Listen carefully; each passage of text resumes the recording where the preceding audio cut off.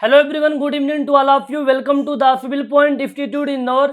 तो guys continue करेंगे अपन chemistry. ठीक है, इसके पहले लेक्चर 10 तक बहुत ही अच्छे से कर लिए हैं। ये अपना लेक्चर नंबर 11 होगा। इस पर्टिकुलर लेक्चर के अंदर भी अपन क्वेश्चन को ही करेंगे। व्यापम सब इंजीनियर एग्जाम के अंतर्गत जितने भी क्वेश्चन पूछे गए हैं 2016 से लेकर के 20 तक, उन सभी क्वेश्चन को प्रॉपर अपन एनालिसिस कर रहे हैं। जब एनालिसिस कर लेंगे तो हमें टॉपिक का आइडेंटिफाई हो जाएगा कौन कौन से टॉपिक करना है। हालांकि सारे टॉपिक में आइडेंटिफाई करके आपको स्टार्टिंग में चैप्टर के नाम बता दिए थे, but most of the student सोचते हैं सर आप जो पढ़ा रहे हैं क्या एग्जाम में आएगा कि नहीं आएगा। तो भैया पहले आप क्या करिए कि 2 से 3 लेक्चर जो बीच में हम करवा रहे हैं आप इन सारे क्वेश्चन को कर लो। एक तो लेक्चर नंबर 10 आपके लिए इम्पोर्टेंट था जिसमें क्वेश्चन मैंने करवाया था। लेक्चर नंबर 11 और लेक्चर नंबर 12, इन तीनों लेक्चर में हम क्वेश्चन ही करेंगे। क्वेश्चन उनके थोड़े बहुत कॉन्सेप्ट को देखेंगे। यहाँ से आपको मोटा मोटा चार से 6 टॉपिक निकल के आएंगे। लाइक एक आपका IUPAC नाम वाला टॉपिक है और एक इलेक्ट्रोलाइसिस वाला है और बहुत सारे टॉपिक निकल के आएंगे। उन टॉपिक को बहुत ही डेप्थ में जाके करेंगे ताकि जो भी क्वेश्चन आए सारे के सारे क्वेश्चन बन जाएं। तो चलिए आज क्वेश्चन कर लेते हैं। ठीक है, एक क्वेश्चन आपकी स्क्रीन पे है, इसको देखिए। Hydrogen chloride react with sodium hydroxide from salt and water. This reaction is known as। जब सोडियम हाइड्रोक्साइड से हाइड्रोजन क्लोराइड रिएक्ट करता है तो लवण और जल बनता है, उसे क्या कहते हैं।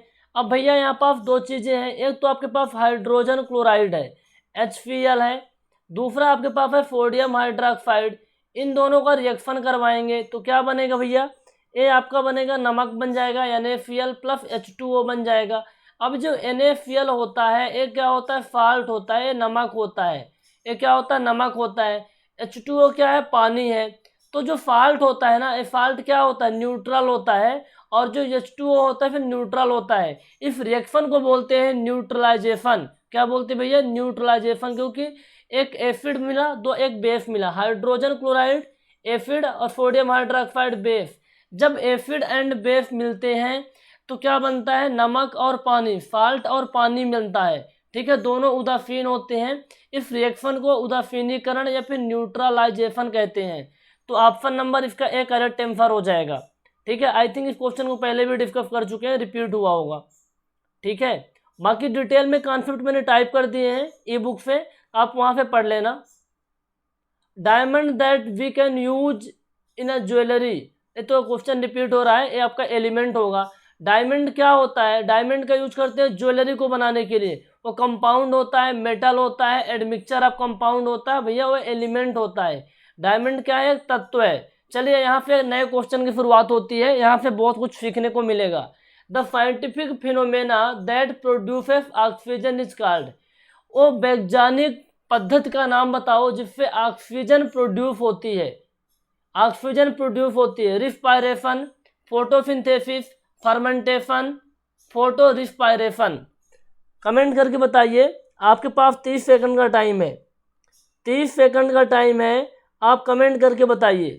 अब आपको पता है कि उस प्रोसेस का नाम बताना जिससे ऑक्सीजन प्रोड्यूस होती है। हम कहाँ रहते हैं भैया, हम एटमॉस्फेयर में रहते हैं और एटमॉस्फेयर में रहने के लिए हमें ऑक्सीजन की ज़रूरत पड़ती है। तो कंप्लीट एटमॉस्फेयर में ऑक्सीजन कहाँ से आती है, ये जो ऑक्सीजन आती है फोटोसिंथेसिस, प्रकाश संश्लेषण बोलते हैं। क्या बोलते हैं, प्रकाश संश्लेषण। जो फोटोसिंथेसिस रिएक्शन होती है उसके द्वारा कंप्लीट आपका जो एटमॉस्फेयर होता है वहाँ ऑक्सीजन प्रोड्यूस होती है, ऑक्सीजन प्रोड्यूस होती है। सर जो फोटोसिंथेसिस होती है कैसे कैसे होती है, इसका रिएक्शन क्या बता देंगे। सिंपल सा होता है, इसका जो रिएक्शन होता है कार्बन डाइऑक्साइड प्लस जो आपका H2O होता है, कार्बन डाइऑक्साइड प्लस पानी, साथ में इसको चाहिए होता है सूर्य का प्रकाश यानी लाइट चाहिए होती है। इसके प्रेजेंस में आपको डेवलप कर देगा ऑक्सीजन। क्या डेवलप करेगा, ऑक्सीजन डेवलप कर देगा, प्लस इसमें कुछ आउटपुट मिलता है ग्लूकोज के फॉर्म में, ग्लूकोज के फॉर्म में C6H12 O6 होता है। पौधे अपना भोजन कैसे बनाते हैं, फोटोसिंथेसिस के थ्रू ही बनाते हैं। तो ये क्या हो गया, ये भैया भोजन के रूप में हो गया, और ये क्या है, ऑक्सीजन प्रोड्यूस करते हैं। ये क्या करते हैं, ऑक्सीजन प्रोड्यूस करते हैं। ठीक है, और इनका भोजन रेडी हो गया। तो CO2 plus H2O plus light, ये रिएक्शन क्या होती है, आपकी फोटोसिंथेसिस की रिएक्शन होती है। इसको आप लोगों ने पढ़ा होगा। सर ये आपको जो फर्मेंटेशन होते हैं, रिस्पायरेशन क्या होता है? रिस्पायरेशन में कुछ नहीं होता, जस्ट इसका अपोजिट होता है। ए फिक्स H12 और O फिक्स है ना, O फिक्स है, ये ऑक्सीजन से रिएक्शन करेगा, ऑक्सीजन से रिएक्शन करेगा, ये कन्वर्ट कर देगा carbon dioxide plus H2O plus कुछ एनर्जी निकलेगी ATP की फॉर्म में, कुछ एनर्जी निकलेगी, इसको बोलते हैं रिस्पायरेशन। घबराइए नहीं, थोड़ा बहुत तो समझ में आ ही जाएगा, यहाँ डेप्थ में सारी चीज़ें अपन डिस्कस करेंगे, ये 10th लेवल के कॉन्सेप्ट होते हैं, ज़्यादा कुछ बड़ी बात नहीं है। इसे क्या बोलते हैं? रिस्पायरेशन बोलते हैं। ठीक है, क्या बोलते हैं भैया? रिस्पायरेशन बनते हैं। अब किसका रिस्पायरेशन है? ये प्लांट का रिस्पायरेशन होता है, प्लांट का। ठीक है, क्या बनता है? प्लांट का रिस्पायरेशन होता है। और C6H12O6 किसका फार्मूला है भैया? ग्लूकोज का फार्मूला है। और ये ऑक्सीजन है, ये कार्बन डाइऑक्साइड है, पानी है, और ये क्या है? एनर्जी है। ये क्या है भैया? एनर्जी है। ठीक है, इस बात को ध्यान में रखिए, इसको बोलते हैं रिस्पायरेशन। तो हमने फोटोसिंथेसिस देख लिया, रिस्पायरेशन देख लिया, और एक टर्म आपका और आता है फर्मेंटेशन। फर्मेंटेशन क्या होता है? देखो, फर्मेंटेशन आपने सुना होगा, जैसे एल्कोहल बनता है, दारू बनता है, दारू किससे बनता है? फर्मेंटेशन से बनता है। कैसे बनता है भैया? क्या प्रोसेस होती है? कोई बताएगा आप में से? शुगर होता है, क्या होता है?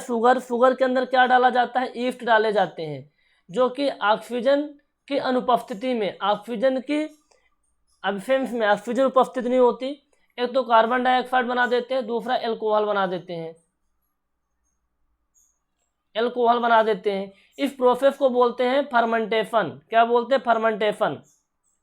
और इन चीज़ों को आप देख लीजिए, यहाँ पे सारी चीज़ें मैंने टाइप ही कर दी है। ठीक है, क्वेश्चन नंबर 20 यहाँ लिखा हुआ है, तो क्वेश्चन नंबरिंग पे नहीं जाना है, जो मैं क्वेश्चन उस पर ध्यान दीजिए। Sting of a bee is very painful. जो मधुमक्खी होती है ना, जिसका डंक बहुत क्या होता है? पेनफुल होता है। तो वो जो which chemical is present in the sting, मधुमक्खी के डंक में कौन सा केमिकल मौजूद होता है? Hydrochloric acid, sulphuric acid, acetic acid, methanoic acid. बताइए, आप में से सभी लोग कमेंट करके बताएं कि जो मधुमक्खी का जो डंक होता है उसमें कौन सा केमिकल मौजूद होता है?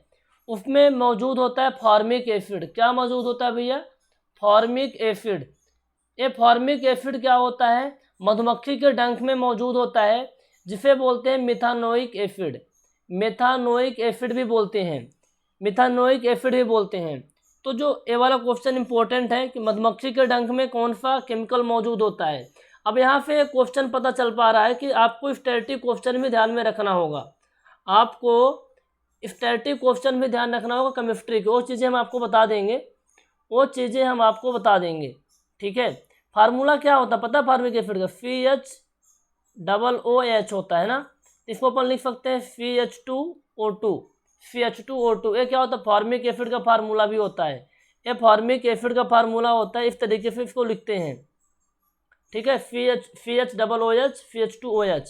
कैसे इसका बॉन्ड बनता है? आपका H होता है, ठीक है, फिर ये आपका डबल बॉन्ड बनेगा, और ये आपका OH और O।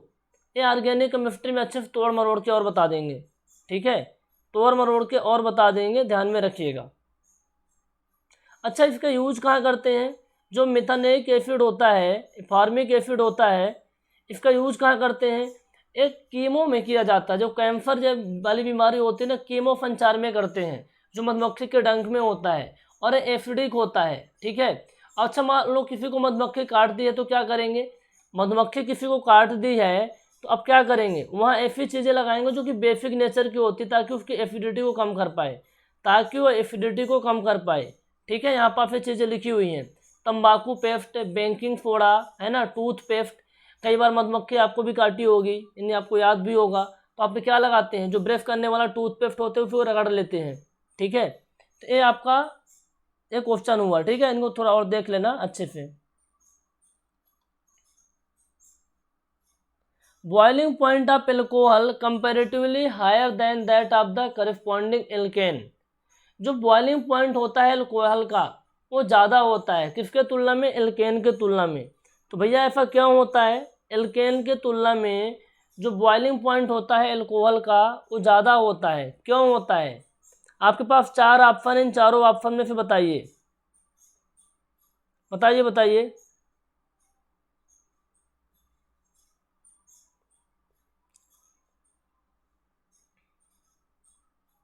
बॉइलिंग पॉइंट एल्कोहल का ज़्यादा होता है एल्केन के तुलना में। इसका आंसर क्या होगा? इसका जो आंसर होगा intermolecular hydrogen bond. Main game इसी का होता है, इंटरमॉलिक्यूलर हाइड्रोजन बॉन्डिंग। जो एल्कोहल का इंटरमॉलिक्यूलर हाइड्रोजन बॉन्ड होता है काफ़ी मजबूत होता है एज कम्पेयर टू एल्केन, जिसके कारण से एल्कोहल को बॉयल करने में ज़्यादा टाइम लगता है एज कम्पेयर टू एल्केन। इन बातों को ध्यान में रखिएगा, ठीक है। ऑर्गेनिक केमिस्ट्री का एक क्वेश्चन है, तो अपने को ऑर्गेनिक केमिस्ट्री अच्छे से ही करनी पड़ेगी, तब जाके बात बनेगी, ठीक है। इन क्वेश्चन से ये चीज़ें स्पष्ट हो पा रही हैं। विच of the following is not a type of renewable energy resource. इनमें से देखो दो टाइप की एनर्जी होती है, एक होता है रिन्यूएबल एनर्जी, ठीक है, एक होता है जिसको अपन रिन्यूएबल नहीं कर सकते, ठीक है, रिन्यूएबल नहीं कर सकते, ठीक है। नॉन, इसको लिख देंगे नॉन रिन्यूएबल एनर्जी, है ना। ऐसी एनर्जी जिसको अगेन डेवलप किया जा सकता है और ऐसी एनर्जी जिसका अगेन डेवलप नहीं किया जा सकता। तो ऊर्जा का रिन्यूएबल एनर्जी का फोर्स नहीं है जिसको अगेन अपन डेवलप नहीं कर सकते, है ना, दोबारा पॉसिबल नहीं है। जैसे आपका जो यूरेनियम होता है, यूरेनियम क्या होती है, एक बार ये ख़त्म हो गए ना, इनको डेवलप होने मिलियंस ऑफ ईयर लगते हैं, बहुत ज़्यादा टाइम लगता है, यानी इनको अपन डेवलप नहीं कर सकते, ठीक है। तो यूरेनियम क्या होता है, नॉन रिन्यूएबल एनर्जी सोर्स होता है। जबकि टाइड है, बायोमास है, विंड है, इनको अपन डेवलप टाइम के साथ डेवलप होते रहते हैं, ये रिन्यू होते रहते हैं, ठीक है। ऊर्जा के वे स्रोत जो नेचुरल रूप से उपलब्ध होते हैं और इनके ख़त्म होने की संभावना बहुत ही कम होती है, वो आपके रिन्यूएबल एनर्जी सोर्स होते हैं।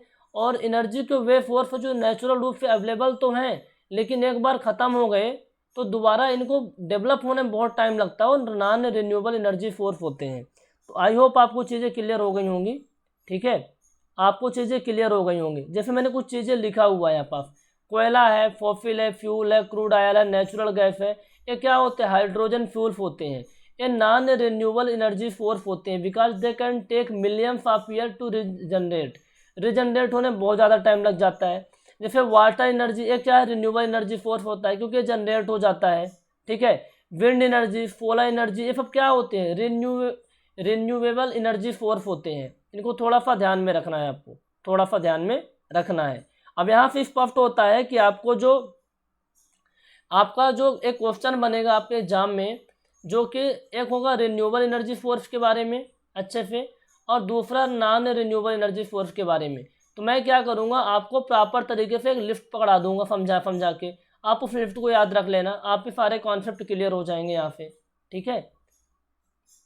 ऐसे ही पढ़ना पड़ेगा, सारे चैप्टर आप डिटेल में नहीं पढ़ सकते, टाइम ही इतना नहीं है आपके पास, क्योंकि केमिस्ट्री को पढ़ाने लग जाएंगे तो 50 घंटे कम से कम लगेंगे इसमें।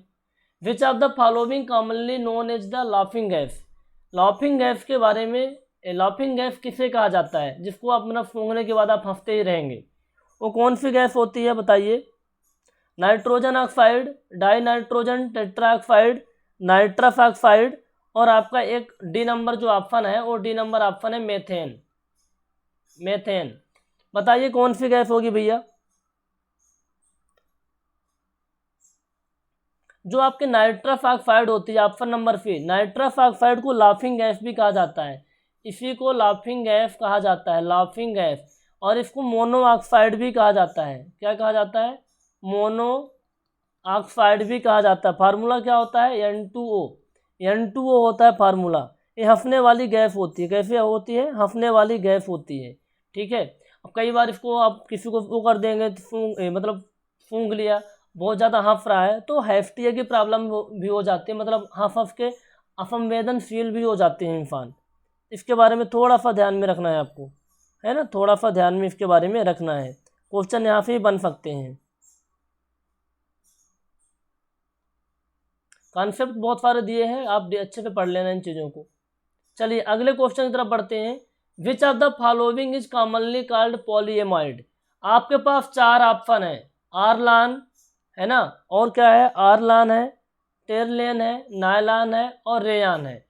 ये पता नहीं क्या लिखा हुआ है, ये आपके पास 4 ऑप्शन है। तो बताइए इनमें से पॉलीएमाइड क्या है, मतलब पॉलीएमाइड कौन होगा, जिसके अंदर कौन से बॉन्ड होंगे भैया, एमॉइड बॉन्ड होगा, जिसके अंदर एमॉइड बॉन्ड होंगे वही तो आपके पॉलीएमाइड होंगे।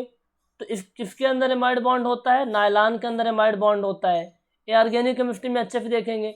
तो नायलॉन के अंदर एमाइड बॉन्ड होता है, उसे पॉलीएमाइड कहते हैं। बहुत सारे एमाइड बॉन्ड से जुड़ेंगे, एमाइड बॉन्ड जुड़ेंगे और वो क्या बनाएंगे, पॉलीएमाइड बनाएंगे। नायलॉन में कुछ ऐसे ही होता है, ठीक है, नायलॉन में कुछ ऐसे ही होता है, ध्यान में रखिए।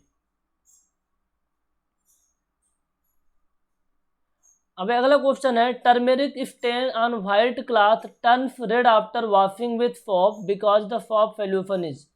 हल्दी का जो दाग होता है ना, मान लो हल्दी का दाग लगा हुआ है आपके कपड़ों पे, ठीक है, आप कहीं किसी पार्टी पे गए थे, बाई में कैसे भी करके आपके कपड़े पे हल्दी का दाग लग गया है, ठीक है, लग जाता है कई बार, है ना, घर पे भी कोई कार्यक्रम है आपके यहाँ तो हल्दी का दाग मान लो कपड़े पे लग गया है, ठीक है, शादी वादी है तो लग गया है। अब उसे साबुन से आप धो रहे हैं, सोप से धो रहे हैं, तो जब सोप का सॉल्यूशन उसके ऊपर जाएगा तो कपड़े में रेड कलर हो जाता है, रेड कलर। अब आप बताइए ऐसा क्या होता है, क्या होता है कि साबुन का जो विलयन होता है वो कैसा होता है, साबुन का जो विलयन होता है बेसिक नेचर का होता है। देखो भैया, जो आपका हल्दी होता है ना, हल्दी एक नेचुरल इंडिकेटर होता है, समझ लेते हैं अच्छे से क्या होता है नेचुरल, ये बहुत अच्छे से कॉन्सेप्चुअली समझा देता हूँ इसको। जो आपका टर्मेरिक होता है,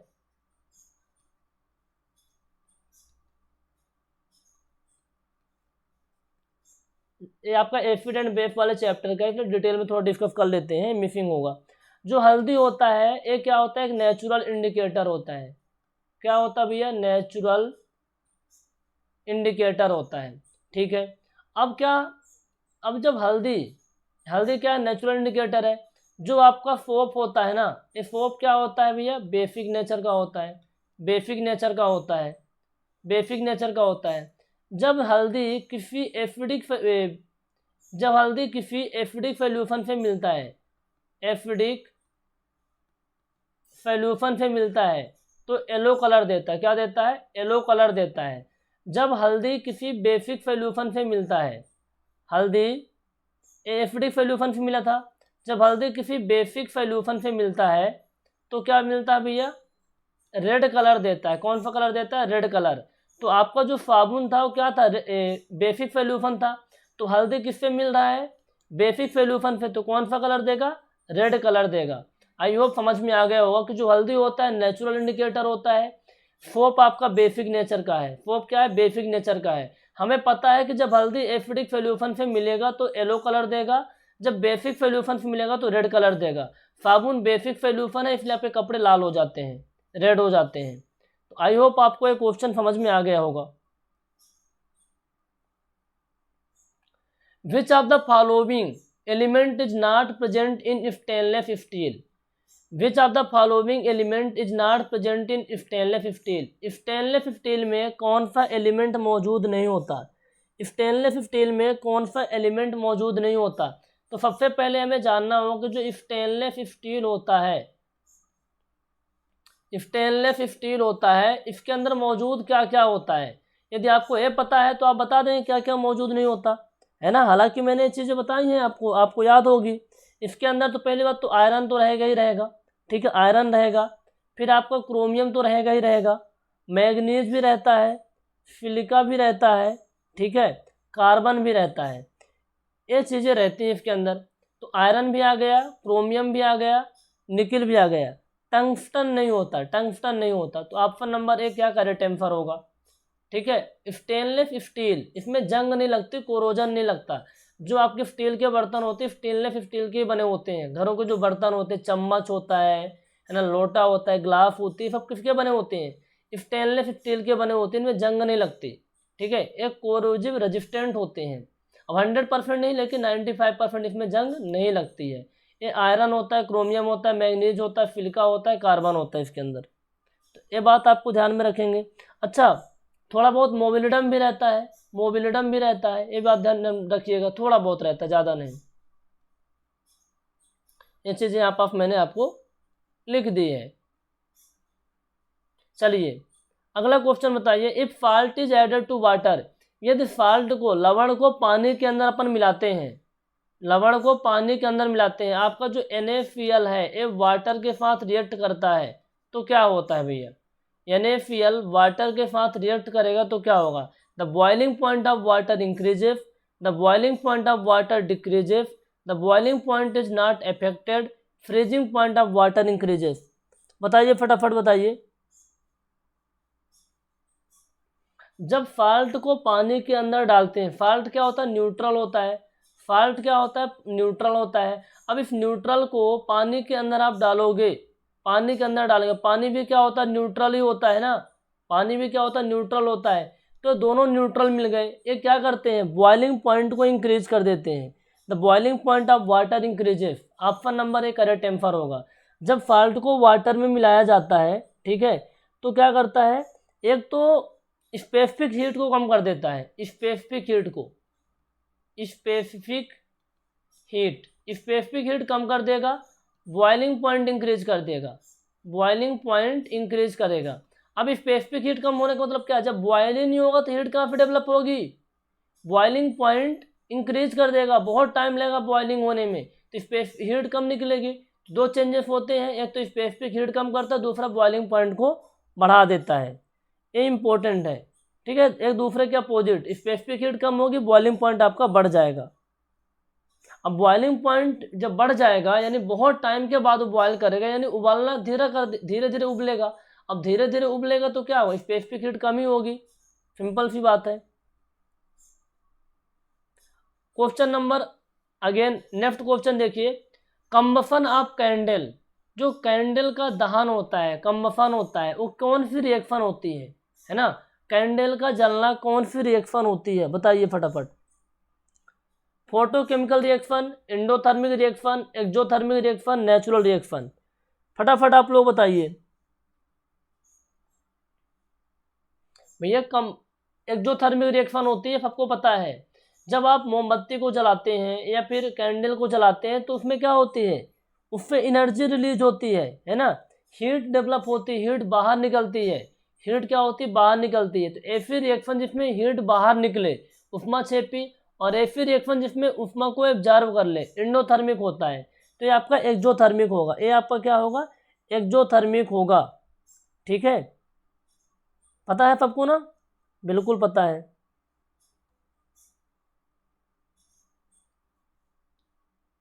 क्वेश्चन नंबर 32, ये थोड़ा सा ऊपर नीचे है, थोड़ा ध्यान समझते हैं। The rate of chemical reaction is independent, जो केमिकल रिएक्शन की रेट होती है इंडिपेंडेंट होती है, किस पर डिपेंड नहीं करती। पहला ऑप्शन आपका कंसंट्रेशन है, दूसरा ऑप्शन हम आपको देते हैं कैटलिस्ट, क्या करता है कैटलिस्ट, तीसरा क्या होता है टेम्परेचर, चौथा ऑप्शन आपके पास है प्रेशर। आप बताओ इनमें से किस पर डिपेंड नहीं करता। कैटलिस्ट क्या होता है मैंने बता ही रखा है, the rate of chemical reaction is independent, किस पर डिपेंड नहीं करता। देखो रेट ऑफ जो केमिकल रिएक्शन होता है ना, ये डिपेंड नहीं करता प्रेशर पर डिपेंड नहीं करता, बाकी सब पर डिपेंड करता है। टेम्परेचर बढ़ाएंगे तो बढ़ेगा घटेगा, है ना, और डिपेंड करता है कौन सी रिएक्शन आपकी बात, कौन सी रिएक्शन की बात हो रही है ना, जिस रिएक्शन की बात होगी तो टेम्परेचर से कम घटेगा बढ़ेगा। कैटलिस्ट के दो टाइप के होते हैं, पॉजिटिव और निगेटिव, उससे भी घटेगा बढ़ेगा। कंसंट्रेशन पे भी डिपेंड करता है, प्रेशर पे डिपेंड नहीं करता। किस पे डिपेंड नहीं करता, प्रेशर पे डिपेंड नहीं करता। किसी भी केमिकल रिएक्शन का जो रेट होता है कि किस स्पीड से केमिकल रिएक्शन हो रहा है, वो प्रेशर पर डिपेंड नहीं करता, बाकी सारी चीज़ों पे डिपेंड करता है। Water is neither acidic nor alkaline because, जल ना तो अम्लीय होता है ना तो क्षारीय होता है। अब इस जल के बारे में एक बहुत अच्छा सा टॉपिक होगा जो बॉन्ड वगैरह पढ़ाएंगे ना अभी थोड़ा सा ऑर्गेनिक केमिस्ट्री में, वहाँ और अच्छे से क्लियर होगा। H2O ये आपका वाटर है। इट डज नॉट रिसीव या गिव प्रोटॉन, या प्रोटॉन प्राप्त नहीं करता ना तो दान करता है। It got high boiling point, इसका बॉइलिंग पॉइंट बहुत ज़्यादा होता है। It can dissociate into equal number of hydrogen ion. It does not receive या फिर एक्सेप्ट इलेक्ट्रॉन। वे देखो जल ना तो अम्लीय होता ना तो क्षारीय, जिसका पीएच मान, जिस सोल्यूशन का, जिस चीज़ का पीएच मान 7 से ज़्यादा होता है वो आपका बेसिक नेचर का होता है, 7 से कम होता है क्या होता है, एसिडिक होता है। तो जल ना तो अम्लीय है ना तो क्षारीय है, क्योंकि इसका जो पीएच मान होता है 7 होता है, न्यूट्रल होता है। ये क्या होता है, it can dissociate into equal number of hydrogen ion. इसमें क्या होता है, जो हाइड्रोजन आयन होते हैं ना, चाहे आपका OH नेगेटिव हो चाहे आपका हाइड्रोनियम आयन हो, इन दोनों में क्या होते हैं, दोनों में क्या होता है, हाइड्रोजन आयन इक्वल हो जाते हैं। इस कारण से वाटर ना तो अम्लीय होता है ना तो क्षारीय होता है, ये न्यूट्रल होता है। ऑप्शन नंबर सी होगा, it can dissociate into equal number of hydrogen ion. Epoxy resin are most commonly used for making, जो एपॉक्सी रेसिन होता है इसका यूज कहाँ करते हैं, एपॉक्सी रेसिन का यूज कहाँ करते हैं, most repellents, insecticides, detergents, adhesives. जो एपॉक्सी रेजिन होता है ना, इसका यूज करते हैं प्लास्टिक बनाने में, प्लास्टिक बनाने में, पेंट बनाने में, ठीक है, प्राइमर के रूप में, कोटिंग्स के रूप में, इन सब में यूज करते हैं एपॉक्सी रेजिन का। ये क्या होता है, एडहेसिव होता है, ये क्या होता है, एक तरह का एडहेसिव होता है, इसलिए यहाँ यूज करते हैं, एडहेसिव बनाने के लिए यूज किया जाता है एडहेसिव, ठीक है। Option number D correct answer होगा। Which of the following react with glass, जो ग्लास होता है, कांच होता है, कांच के साथ कौन रिएक्ट करेगा, sulphuric acid, sulphuric acid react करेगा, यानी H2SO4 की बात कर रहा है, कि नाइट्रिक एसिड रिएक्ट करेगा, कि हाइड्रोफ्लोरिक एसिड रिएक्ट करेगा, कि पोटेशियम डाइक्रोमेट, पोटेशियम डाइक्रोमेट ये रिएक्ट करेगा। कौन रिएक्ट करेगा भैया, कांच के साथ में, ग्लास के साथ में कौन रिएक्ट करेगा। देखो जो ये आपका ये होता है ना सिलिका, सिलिका किसके साथ प्रेजेंट होता है, सिलिका ग्लास के अंदर होता है। जो ग्लास होती है ना, जस्ट अ मिनट, क्वेश्चन क्या है, ग्लास के साथ कौन रिएक्ट करेगा, तो पहले देखते हैं ग्लास के बारे में। जो ग्लास होता है, ये ग्लास के अंदर क्या होता है, सिलिका प्रेजेंट होता है, सिलिका प्रेजेंट होता है, और सिलिका रिएक्ट करता है आपका हाइड्रोफ्लोरिक एसिड से, सिलिका रिएक्ट करता है हाइड्रोफ्लोरिक एसिड से, ठीक है।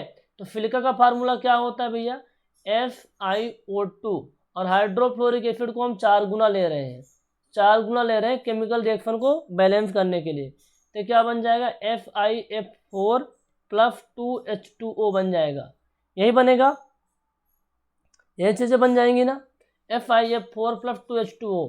तो विच of the following react with glass, glass में सिलिका होता है और सिलिका फिर रिएक्ट करता है हाइड्रोफ्लोरिक एसिड, क्या रिएक्ट करता है, हाइड्रोफ्लोरिक एसिड।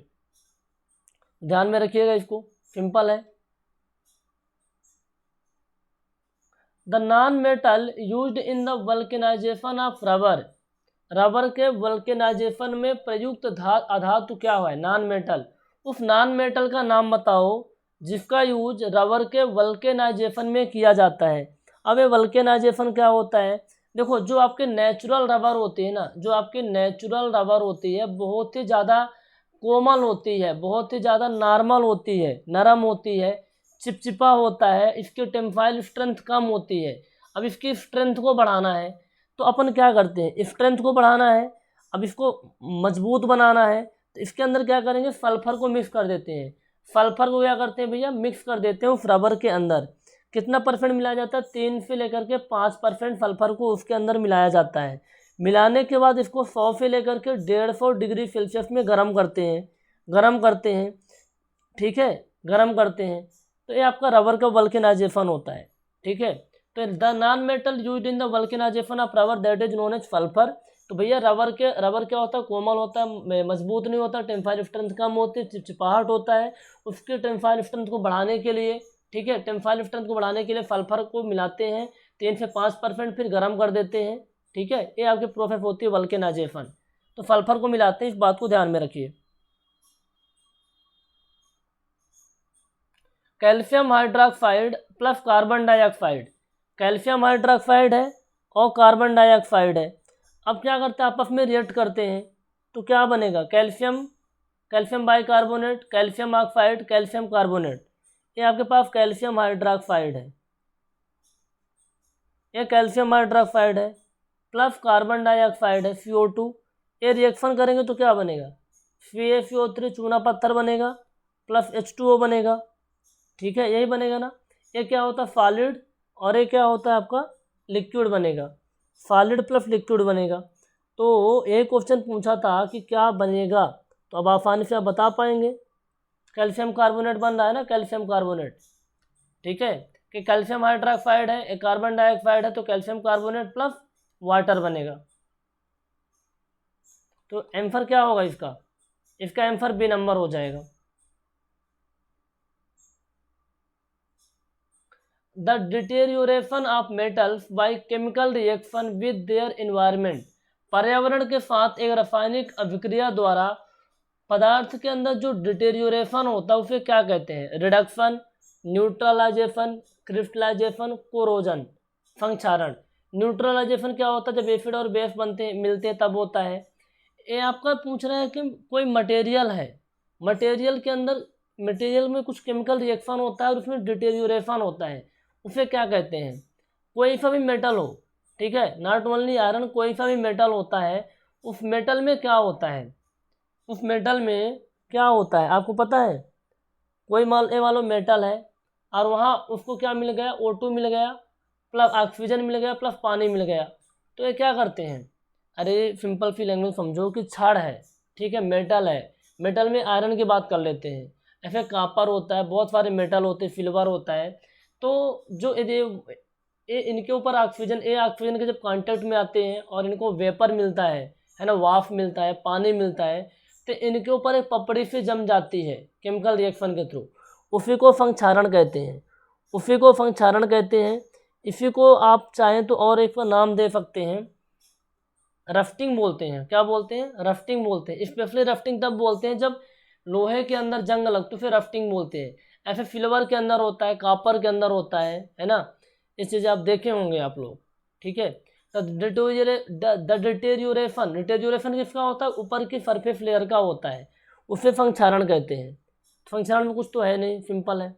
रिएक्शन क्या करेंगे? रिएक्शन करना है तो कर लो, है ना, बैलेंस कर लेना। बनता क्या है? Fe2O3 बनता है, Fe2O3 बनता है ना, और कुछ XH2 अमाउंट ऑफ वाटर बनता है। ये आपका रफ्ट होता है। ये क्या होता है? रफ्ट होता है, यही जंग होता है जो ऊपर लेयर पे होता है। The object to be electroplated is first washed with the alkali solution for as it is, विद्युत लेपित किए जाने वाला पदार्थ पहले क्षारीय विलयन से धोया जाता है। ऐसा क्यों करते हैं? उस मटेरियल को पहले, जिस मटेरियल के ऊपर किसी इलेक्ट्रोप्लेटिंग करने वाले हैं, उसको एक एल्कली सॉल्यूशन से अपन धोते हैं, वाफ करते हैं। क्यों करते हैं? Remove grease, remove dirt sticking to it, जिसके ऊपर गंदगी चिपकी हुई है। Speed of the reaction, make it good conductor. क्यों करते हैं? चिकनाई को हटाने के लिए, चिकनाई को हटाने के लिए, ठीक है। रिमूव गैस है ताकि सरफेस एरिया बढ़ सके और प्रॉपर अपन इलेक्ट्रोप्लेटिंग कर पाएँ। अच्छा, फिर इलेक्ट्रोप्लेटिंग क्या होता है? जब एक धातु का दूसरे धातु किसी धातु के ऊपर, मान लो कोई मेटल है और दूसरी मेटल की लेयर उसके ऊपर चढ़ा रहे हैं, इलेक्ट्रोप्लेटिंग कहते हैं। कैसे? जैसे दो चीज़ें होती हैं, कुछ ऐसे मेटल्स होते हैं, कुछ ऐसे मेटल हैं, ठीक है। जैसे मान लो अब कोई मेटल है, गोल्ड का कोई मेटल है, आप उसके अंदर गोल्ड की लेयर चढ़ा रहे हो, भैया सोना जैसा चमकना चाहिए, तो ये भी इलेक्ट्रोप्लेटिंग हो गया। जैसे आप एक काम और करते हैं, कई बार इस एग्जाम्पल को आपने देखा भी होगा। एग्जाम्पल क्या होता है?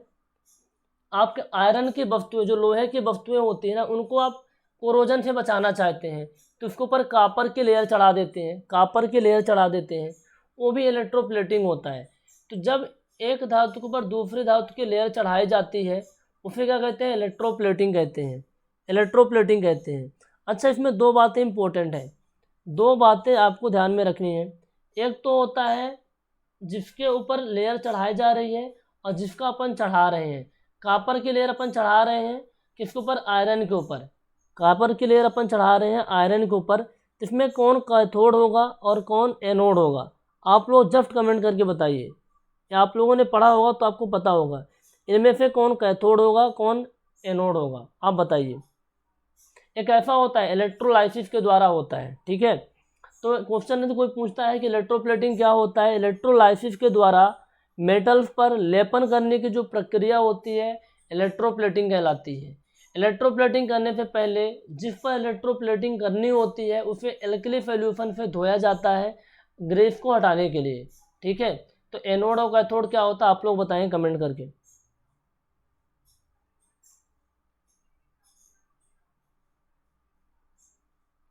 Petrochemical are used in the manufacture of. ये पेट्रोकेमिकल कहाँ से आते हैं भैया? ये आते हैं आपके पेट्रोलियम से या फिर नेचुरल गैसेस से डेवलप होते हैं। इनका यूज करते हैं एज अ डिटर्जेंट, डिटर्जेंट बनाने में इसका यूज करते हैं। क्या करते हैं भैया? डिटर्जेंट बनाने में इसका यूज करते हैं अपन। ठीक है, चलिए अगला क्वेश्चन है, amount of humidity in the atmosphere is a measure of. Amount of humidity in the atmosphere is a measure of. आर्द्रता की मात्रा हवा में किसका मेजरमेंट है? मॉइस्चर का मेजरमेंट है, टेम्परेचर का मेजरमेंट है, केमिकल्स का मेजरमेंट है, हीट का मेजरमेंट है। Amount of humidity in the atmosphere ये किसका मेजरमेंट है? भैया मॉइस्चर का मेजरमेंट है। किससे मेजर करते हैं? हाइग्रोमीटर से। हाइग्रोमीटर से मेजर करते हैं कि कितने अमाउंट ऑफ मॉइस्चर प्रेजेंट है एटमॉस्फेयर में। The metal having lift electrical resistance. उस धातु का नाम बताओ जिसके अंदर इलेक्ट्रिकल रेजिस्टेंस कम है। इलेक्ट्रिकल रेजिस्टेंस के अंदर मतलब कम होने का मतलब क्या है? जैसे लाइट पास होती है तो लाइट पास होने का मतलब क्या है कि फ्री इलेक्ट्रॉन जितना ज़्यादा होंगे, फ्री इलेक्ट्रॉन जितना ज़्यादा होंगे उतना ज़्यादा लाइट पास होती है। ठीक है, यानी लाइट को कोई रोक ही नहीं रहा, लाइट फटाफट स्पीड से पास हो रही है। ये आपका होता है सिल्वर के अंदर। क्या होता है? सिल्वर के अंदर। चलिए कमेंट करके बताइए सिल्वर का एटॉमिक नंबर क्या होता है, गोल्ड का क्या होता है, कॉपर का क्या होता है, प्लेटिनम क्या होता है। याद होना चाहिए एटॉमिक नंबर, तब समझ पाएंगे इलेक्ट्रॉन से इलेक्ट्रॉन क्या होते हैं। कमेंट करके बताइए। नहीं याद है फटाफट डाउनलोड करिए पीरियोडिक टेबल और याद कर लीजिए।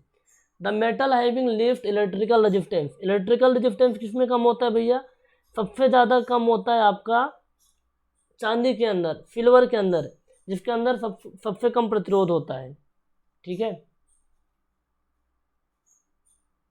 Tin cans used for storing food are made by electroplating tin into iron Vikas.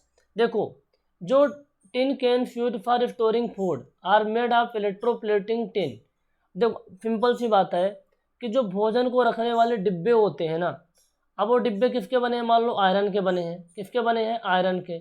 Iron भोजन के कांटेक्ट में आएगा और रिएक्शन हो जाएगी, भोजन को ख़राब कर देता है।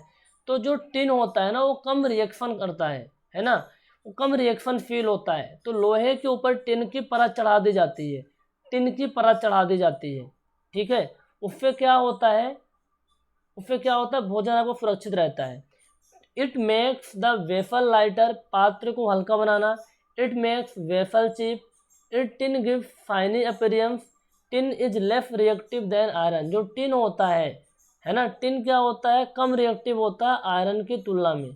टिन क्या होता है? कम रिएक्टिव होता है आयरन की तुलना में। ठीक है, इसलिए टिन की परत चढ़ाई जाती है। इंपॉर्टेंट है, ध्यान में रखिएगा। इलेक्ट्रोप्लेटिंग क्या होती है उस चीज़ मैंने डिस्कस करके पहले ही बता दिया है आपको। विच of the following will undergo sublimation. Sublimation से कौन गुजरेगा भैया? सब्लिमेशन क्या होता है? आपके पास कोई मटेरियल एलिमेंट है, ठीक है, आपके पास कोई मैटर है, ठीक है, आप उस मैटर को आप क्या करते हैं? गर्म करते हैं। तो गर्म करते हैं तो लिक्विड फॉर्म में कन्वर्ट ना होकर डायरेक्ट गैस फॉर्म में कन्वर्ट हो जाता है। वो क्या होता है? उसको बोलते हैं सब्लिमेशन। कपूर, कपूर को गर्म करो तो लिक्विड थोड़ी बनता है, डायरेक्ट गैस में कन्वर्ट हो जाता है। ऐसे आयोडीन होता है। ऐसे क्या होता है? आयोडीन होता है। तो option number D correct answer होगा। आयोडीन को आप गर्म करोगे तो डायरेक्ट गैस में कन्वर्ट हो जाता है। To produce electricity on a small scale, electric generator. हमें थोड़े मात्रा में इलेक्ट्रिसिटी प्रोड्यूस करनी है तो इलेक्ट्रिक जनरेटर में किसका यूज करेंगे? डीजल का, फ्यूल ऑयल का, पेट्रोल का, केरोसिन का। डीजल का यूज करते हैं इलेक्ट्रिक जनरेटर के अंदर। किसका यूज करते हैं? इलेक्ट्रिक जनरेटर के अंदर डीजल का यूज करते हैं। Thin wires of which of the following metal is used for making the filament of electric bulb. बिजली के बल्बों का फिलामेंट बनाने के लिए निम्न धातुओं में से किस धातु के पतले तारों का यूज करते हैं? बल्ब होता है आपका CFL बल्ब होता है, कम्प्लेसेंट क्या बोलते हैं इसको? CFL बल्ब जो होता है, फ्लोरोसेंट लैम्प बोलते हैं ना, कम्पैक्ट फ्लोरोसेंट लैम्प। इसके अंदर जो फिलामेंट होता है किसके बने होते हैं? वो बने होते हैं टंगस्टन के। किसके बने होते हैं भैया? टंगस्टन के बने होते हैं। क्योंकि टंगस्टन जो होता है मेल्ट नहीं करता, अमाउंट ऑफ हीट कितनी भी हो जाए लेकिन ये मेल्ट नहीं करता, इसलिए टंगस्टन के बने होते हैं। ये बात आपको पता होनी चाहिए, ये बात आपको ध्यान में रखनी पड़ेगी, ठीक है।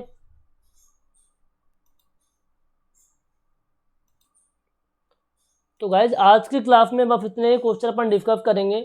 नेक्स्ट एक क्लास और आएगी जिसमें कुछ क्वेश्चन अपन डिस्कस करेंगे। इसके बाद कॉन्सेप्ट की क्लास लाएंगे, 4 से 5 क्लास कॉन्सेप्ट की आएंगी। आपकी केमिस्ट्री बहुत अच्छे से कंप्लीट हो जाएगी। इसके बाद आप सारे क्वेश्चन कर सकते हैं, कोई इशू नहीं आएगा। यदि आप इस वीडियो को आप यूट्यूब पे देख रहे हैं तो आप द सिविल पॉइंट का ऐप डाउनलोड कर लीजिए। इसका द सिविल पॉइंट आप सर्च करेंगे गूगल प्ले स्टोर में तो आपको मिल जाएगा, वहाँ से डाउनलोड कर लीजिए। प्रॉपर तरीके से बैच आपके चल रहे हैं, आप डायरेक्टली वहाँ पे ज्वाइन करके तैयारी कर सकते हैं।